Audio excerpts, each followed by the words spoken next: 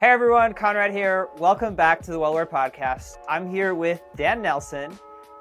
Folks, I want to share with you a little bit of background about Dan and how we've come to know each other and where I believe today's conversation is going to be headed.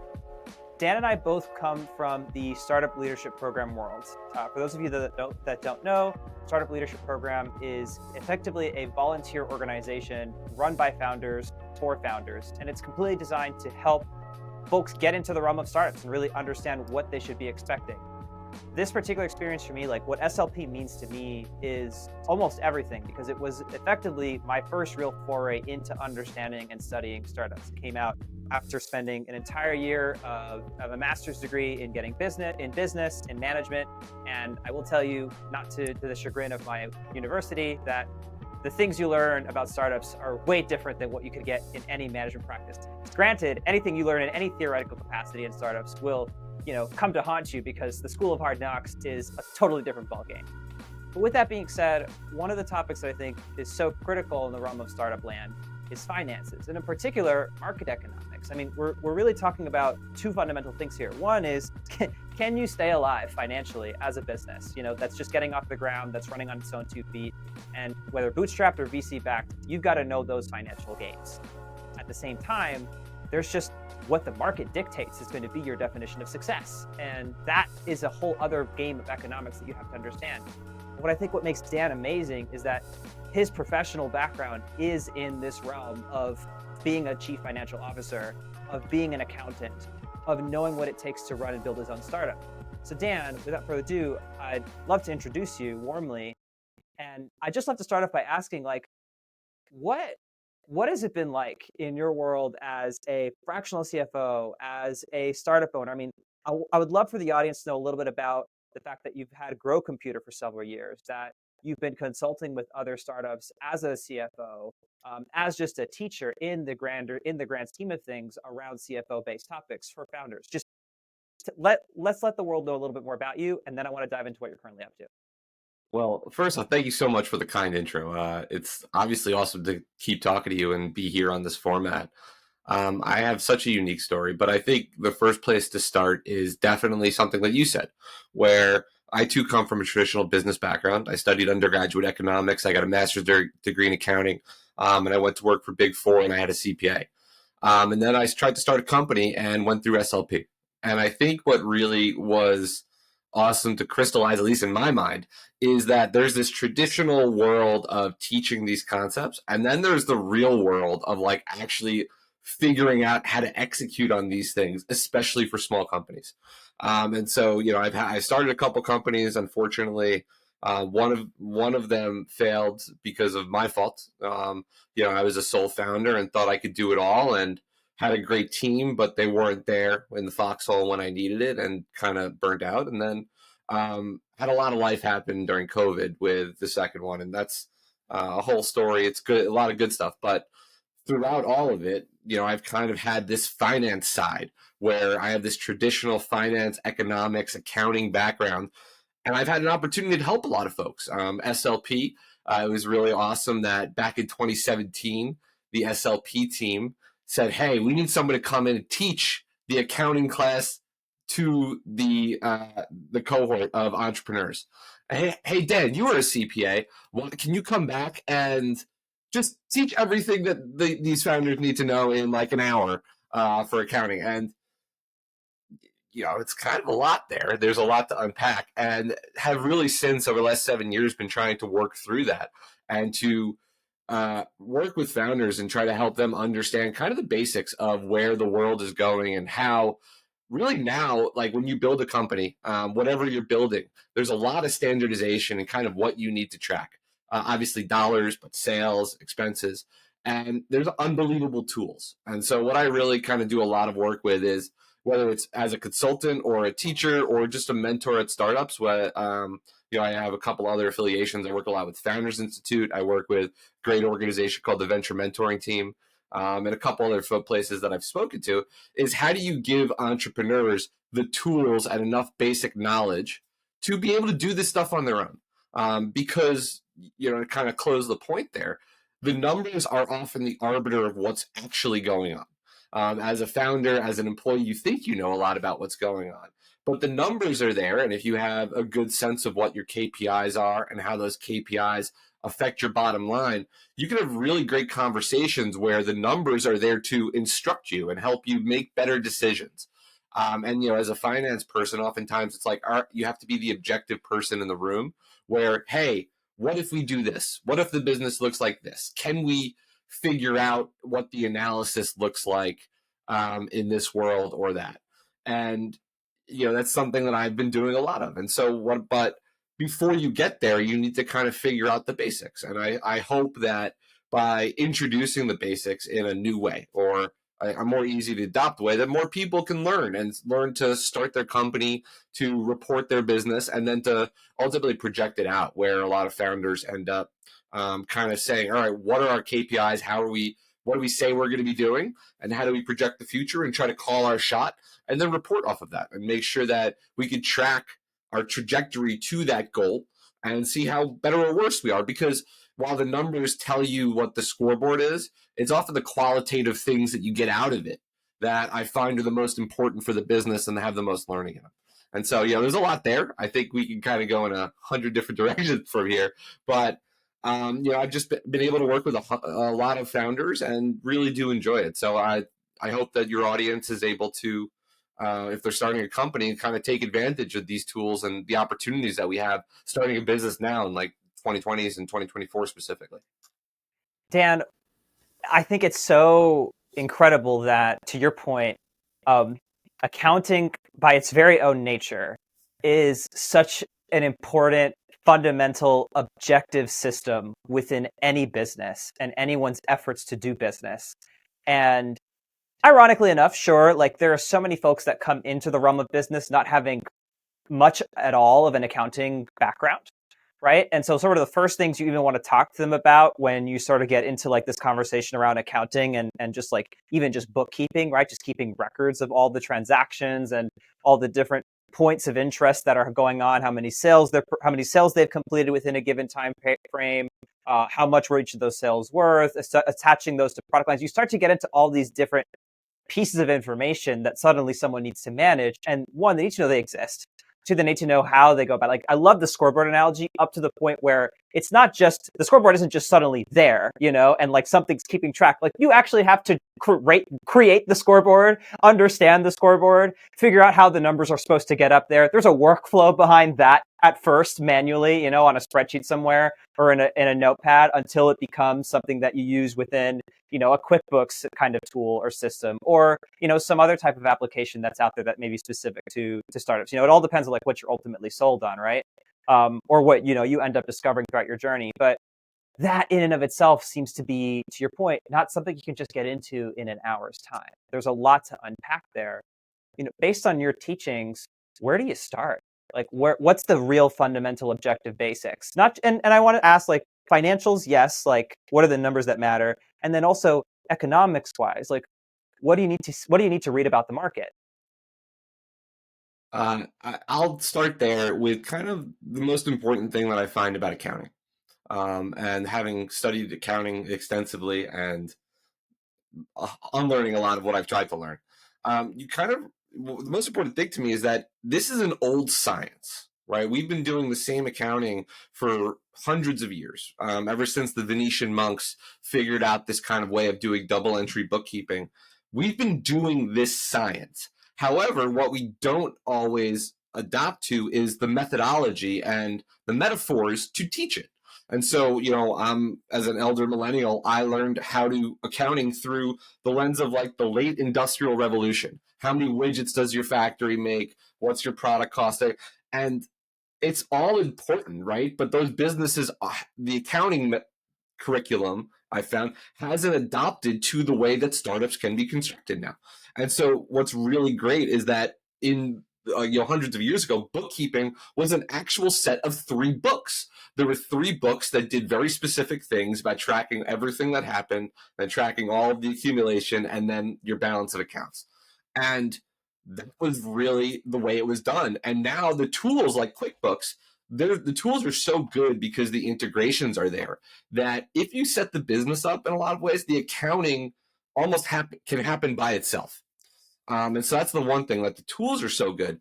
But I often start my class with this because I think this is the most important reason why accounting, and the reason why I think it matters for anyone that wants to start a business, is that when you create financial statements, it creates a level playing field that a third party, whether an investor or an owner or the government or anybody else, that a third party can look at your business and know what's going on. Right. And so if we had our own, that's why you hear some craziness about like community adjusted EBITDA and some of the weird stuff there. But the accounting standards exist so that an investor can report into their portfolio these key accounting metrics on your income statement, balance sheet, or statement of cash flows into their models. And the standardization allows you to play in that world. If you don't have a P&L statement, an investor cannot take you seriously because they can't invest in your company. And so when you think about the reason why you need these, it becomes suddenly clear why we have to do it. And it's really to communicate externally a lot of ways. And so tying that back to the first point, if you do the infrastructure and you build the infrastructure using these tools with accounting and bookkeeping solutions like QuickBooks, e-commerce solutions like Shopify or Amazon, or you're using an email marketing, whatever those tools are that you use to kind of grow and execute your business, they all kind of work together. And when they work together, the accounting is kind of an output. And so accounting is not the why, it's kind of just the representation of what happened so that somebody else can understand it and that you internally can create a good analysis on what's actually going on. Yeah. I always love to see it as the numerical representation of behaviors of people and or things, right? Perfect. I want to be able to say that on a numerical basis, this particular thing is happening X number of times, producing Y amount of results, and that I can translate back into, and I can sort of transgression that into a sort of expectation of what I think is going to happen in the future, right? We start to get into pro formas and kind of looking ahead at like how things are going to grow if we keep going at a particular rate. So, okay. That I think addresses fundamentally the pure finance. Like I'm kind of like, we're looking in at the company. We're looking in at this particular representation of business.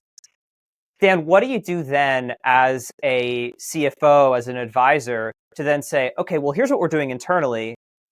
What's happening externally, right? Because I think you've highlighted the other side of the conversation that most founders don't really talk about as much when it comes to accounting. They don't talk about the economics of what's happening outside of their business. They're always looking in and what's going through on the inside.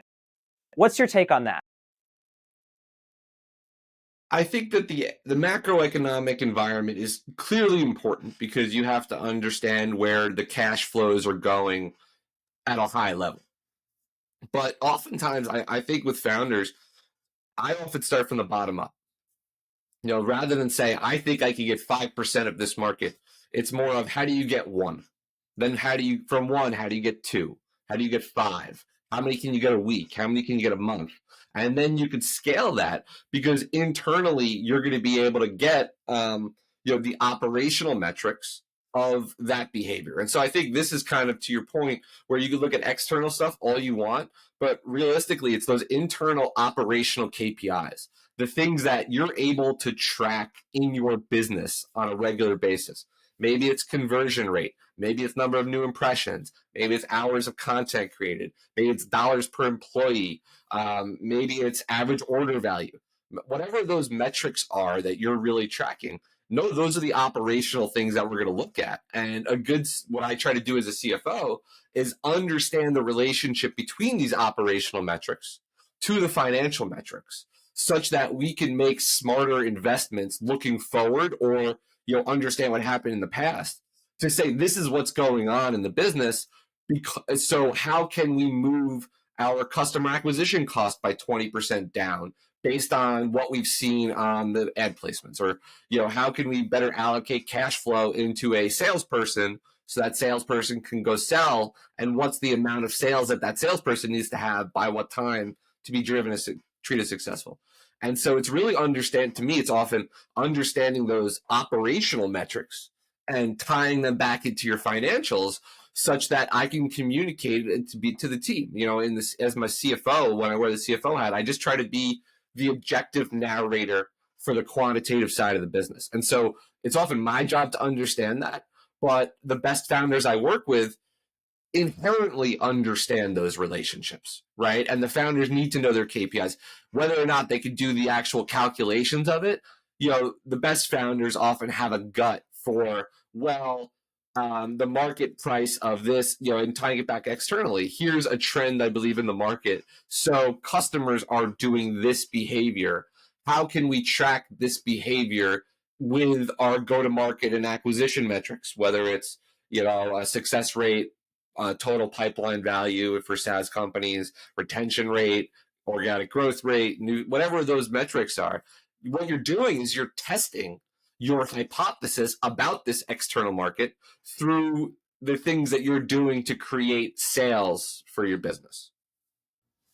I love I'm the accountant of my marketing operation. I'm the accountant of my sales operation. I'm the accountant of my service delivery operation. And I will even get particularly meta. I'm sometimes the accountant of my accounting operations as well. I love sitting down with my bookkeeping administration. I'm like, Cherry, how much time did you spend looking at our books today or this week? Right? It's all part You of the be math. careful though, because all that's reductive, right? Like there's a value, and you got to figure it out. But what I like about, like what you said, the accountant of the marketing initiative, marketing is often a function of budgets and execution. And so if you're able to track that with the testing capabilities that we get, whether it's in TikTok, Facebook, Amazon, Google, right? You could test 5, 6, 7, 8 hypotheses if you want to, or just 2. And if you know how to look at the metrics and the impressions, the clicks, the average customer acquisition cost, the conversion rate, the average order value. Now what you're able to do is to test these things and have an objective basis for improving. And so if you do it well, what you'll end up seeing is, all right, if I put $1,000 in, I'll get $2,200 of sales back. And knowing how to, like you said, account for that and track that is often super valuable, because now when you go to an outside party and say, hey, I need value or I need investment because I think I can supercharge this, you have a really good marketing narrative to say, well, if you invest $1 million in me and I put $250,000 into my marketing initiative, based on what I've seen over the last 6 months because of this, and this, that I believe will return this many new sales. And that is a really powerful, just basic algebraic approach there. And I think that, the tools are so good that we have that information at our fingertips if you know where to look. I love the analogy of, I have this engine.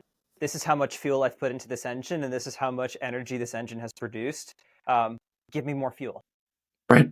Right? It just becomes, what I input, I expect to output just in a linear fashion, or maybe there are certain exponential components to it as well. But case in point, that's the pitch that you're making, right? When you're looking to receive backing. I want to side tangent for a moment and just take this sort of accounting perspective of marketing, because it gets really objective in startups, because you start to talk about, this volume-based positioning of your market, ad spend, the way you go about producing. Like, yes, there are operational components like creating all the content and engage and sort of setting off those workflows to actually, post online and then study how things are coming back in as a result.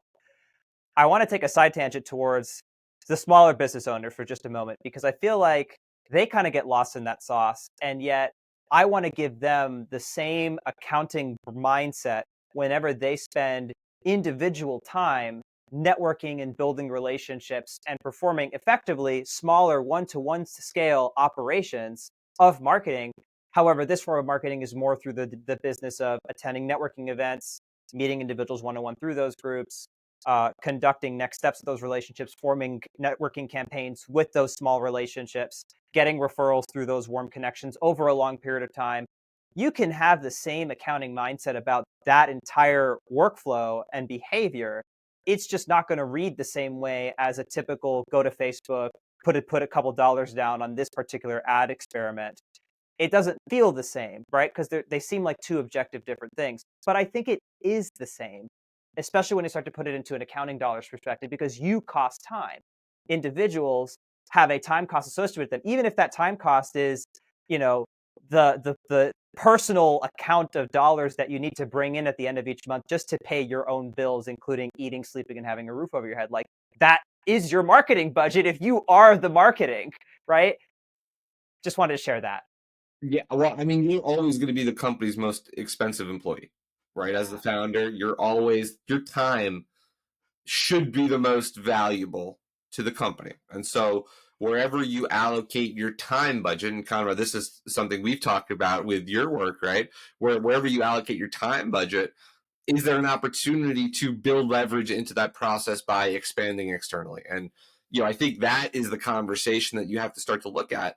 But, the other part is I am very, how do I say this without like sounding like not a CFO, but I'm a much more big things person than small things.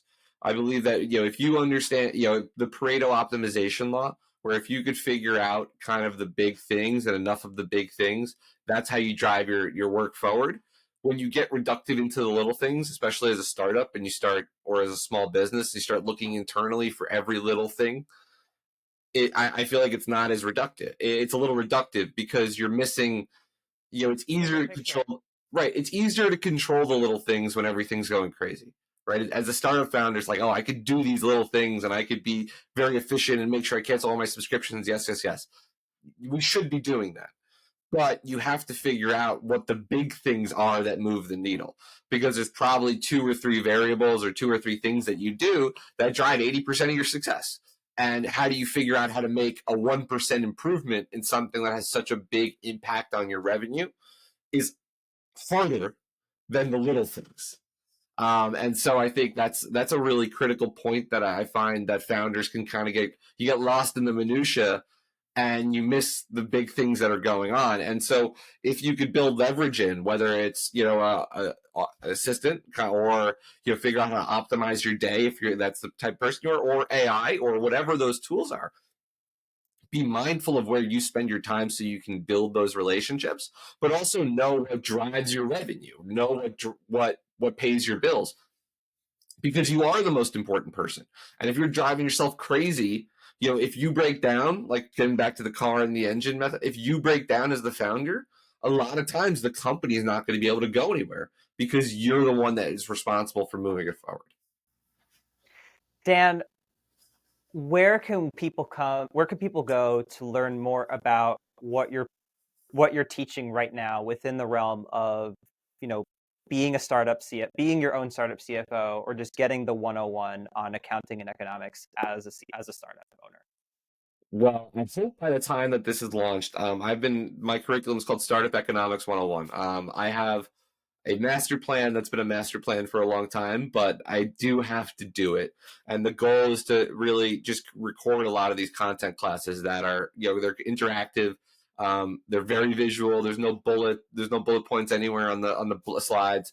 And I try to actually teach a lot of this without any math, because I think that's interesting where, I used to teach intro to accounting when I was in college as a master's student, and I taught it to the non-business school students. Right. So I taught it second semester and not first semester. First semester was everyone that kind of was the business school type, and they were like looking at accounting, was able to get through it. But when I taught second semester, it was the people that were in the LS&A or engineering and, these non-business tracks. And I learned pretty quickly that you have to be able to teach the concepts without necessarily getting lost in the minutia of the equations or the mathematics. And so that's really what I've tried to do. And so I have a lot of content. I think there's like 15 to 20 videos that I'm hoping to figure out how to record, and then have some other classes. But, I do office hours. And so one of the things I've been fortunate enough to be able to do is a couple hundred office hours now with founders, where if you have a finance question, I have on my site, startupeconomics101.com, there's an office hours thing. You can book them on the link, or reach out to me directly. But, I've tried to be a resource for founders, because I don't necessarily want people to hire me unless it's like a really great gig, right? As companies develop and there's the revenue growth and we're able to solve these really big challenges, or due diligence or fundraising prep or build financial models or figure out how to build out the accounting, infrastructure. Those are great projects for consulting. Helping founders as a CFO is really challenging because as a founder that was bootstrapped, I understand that those dollars matter, right? And paying for a back office type person is hard. It's hard to stomach. It's great to have somebody to talk to, but it's often hard to stomach, at least when you're looking and the world looks like it's up a very steep hill and you're like, oh my God, how do I pay for my inventory or do marketing? I don't want myself to be the other end of that conversation. Like, oh, well, we got to pay Dan because we need a CFO. I think that the tools, like I said, I keep saying this because it's so true. When I started 20 years ago, putting my accounting nerdy accountant hat on, you had to basically record every expense and charge that you thought happened as they were happening, right? So when I spent money at Staples, I paid rent. I had to keep like a manual running list. And then at the end of the month, you get your bank statement and you have to reconcile those expenses and see what you did or didn't spend. Ever since like the mid-teens, there's companies like Plaid, which is a really cool technology that allows software like QuickBooks to directly connect into your bank accounts. And what happens is instead of having to keep this manual list, you get a direct feed of every single transaction that happens in your bank account. And so with now AI that's coming in on top of it, and QuickBooks is starting to get there, as you start to have this consistency in your spending pattern, all of your transactions are automatically recorded and tied together and closed out. And the accounting side, the traditional accounting bookkeeping side, is like washed out. And so as you see that the data gets better and better, I mean, as a finance professional now that I'm not really running a startup at the moment, as a finance professional, I'm terrified about what that's going to do when you start to layer better and better AI on, because as the end user, once these connections are made, all you kind of need is those output reports. Where I do a lot of work is downloading reports from multiple data sources and tying the data together so we can get to another analysis. But if all that's done at the click of a button or LLM based, hey, can you tell me my profitability by division for the last 12 months? And you could just type it in text and the software is able to produce that. That's why I keep saying the tools are awesome, because all of that stack probably could cost you less than $100 a month into perpetuity. And that goes from starting a company, right? You have Gust Launch, Zen Business, Stripe Atlas, that in less than a day, you can go from nothing to an EIN number registered with your state and local governments. You can get incorporation documents. You can get stockholder documents. You could, all of this stuff that used to be really expensive is available because it's standardized. And as a startup founder, I always recommend taking the most basic thing and approach, unless you have some really, really special IP or covenants or relationships or whatever. Just use the easy stuff, because at the time when it matters, where you're going to have this type of large financial transaction, whether it's you're generating millions of dollars of revenue or you're getting an investment or you're going to get sold, the accounting kind of works itself out, and all the dollars that you put in to make this really fancy company end up coming out on the backside to unwind it. And so just use the basic stuff as long as you can until it gets to a really kind of, you need MSAs for large corporate clients and Fortune 100 stuff. But that's what I try to do. Long-winded way to say is that, how do I teach these ancient concepts, these hundreds of year old accounting, economics, finance concepts in a new way, so for startups, and then try to introduce these tools so that once you understand why you need accounting and bookkeeping and why you need financial statements and how to get those financial statements basically prepared from a bookkeeping system, how can you now do that on your own? Because by doing that on your own, you actually become a smarter entrepreneur by seeing these relationships. And if you can do all that, then I'd love to work with you, right? Because then you get to such a place where it's what do I wish everybody knew beforehand? And and that's all a function of kind of learning the technical side and then doing it from the startup side and working with lots of founders and entrepreneurs of small businesses throughout the stack where, because, as a finance person, you get called for all sorts of weird stuff. You get called, most of the time the founder doesn't always know what they need. And so you're really trying to explore the goals and the structure and the process and how you're looking to do it. And that's fun stuff for me. But until you get the infrastructure down, it's really hard to do any of that long-term fun stuff. Right, because you find yourself basically playing the startup accountant's responsibilities of creating an accounting system to be able to account for what needs to be accounted for, which is, something you'd hope is already there to begin with. Otherwise, that's a different type of problem that presents real trouble, right? To be Right. really in the dark about where things are going and what's happening. Dan, three things I want to take away and then sort of end this time and say thank you. Number one is I love that you have the awareness to break down concepts over the minutia. There's just a fundamental irony to that, just kind of going back to what we were talking about in and of being a startup founder itself, where it's like you have to avoid the minutia. Like even in accounting, you have to avoid getting so caught up in even just the numbers themselves and realize what are the concepts around accounting that are most important to you. So I really, really appreciate that point. Number two, I want to say thank you for sort of showcasing that there is both an incredibly valuable but also practical education that one can receive in, yes, the historical account of accounting itself, but then how does the modern day tool and tech and sort of world of offerings and standardizations, how do all those come into place? Like how do you kind of catch up with today as a result of knowing where that history started on a practical level, so that you can then say, okay, now I know why these tools exist, what they're doing for me, and what that means with respect to the accounting side of any and all of your operations. And then finally, I just want to say, really excited to just make it clear to everyone that if they go to startupeconomics101.com and if they follow you, hopefully, I guess on LinkedIn or maybe some other channels, people will be able to sort of keep in the loop on where you're at with producing and publishing that content that people are then going to be able to, consume on their own time, saving themselves money because, you're otherwise a very expensive relationship. And to know that once they've gone through all those accounting basics, then they can come to you once the real fun starts and they've got some real fish to fry.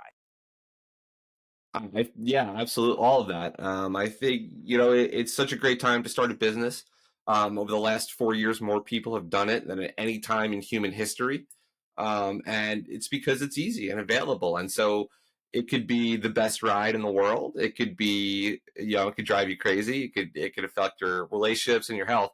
And I believe that this stuff shouldn't be the part that drives you mad anymore. I think that there's so much great tools to focus on no matter what you're doing. There's a way to do it where you don't have to build that anymore. Right? If you wanted, 5 years ago, 10 years ago, if you were building a website or a store, you didn't have Shopify. And now Shopify can manage your inventory. You have Gumroad and I forgot the newsletter one to help you monetize email newsletters. There's I think all you have your Substacks, your Mediums. I mean, yeah, you're right. exactly. Every And single so thing has, like every single monetization engine of all these different types of traditional assets now have their sort of, and wheels invented, if you will. exactly. And so your job is to sell, and all of the other stuff will work itself out, and the little things will work themselves out over time. And I hope that if I could help a founder better track this and build a better, stronger business that helps get them to their goals in their life and their career, that could be unbelievably rewarding without making major mess ups, or perhaps more importantly, is being in such a place that when you do need real help, when you need the complexity of help, whether it's from myself, another professional, another person on the team, that you don't have to build all of this stuff and figure it out at that time, because that's the worst time to figure it out. And so, yeah, I hope I can be a resource for folks. I hope that the videos will get launched one day, and there's a lot more there. But yeah, I'd love to reach out. You can reach me at dan@techbrainstorm.com or Startup Economics 101. And I'm happy to help. Thank you so much for having me, Conrad. This was great. I hope your audience enjoys it. I'm definitely going to share it with mine. Dan, so grateful for the time. Until next time. Absolutely. Whenever you want. Yay. Okay.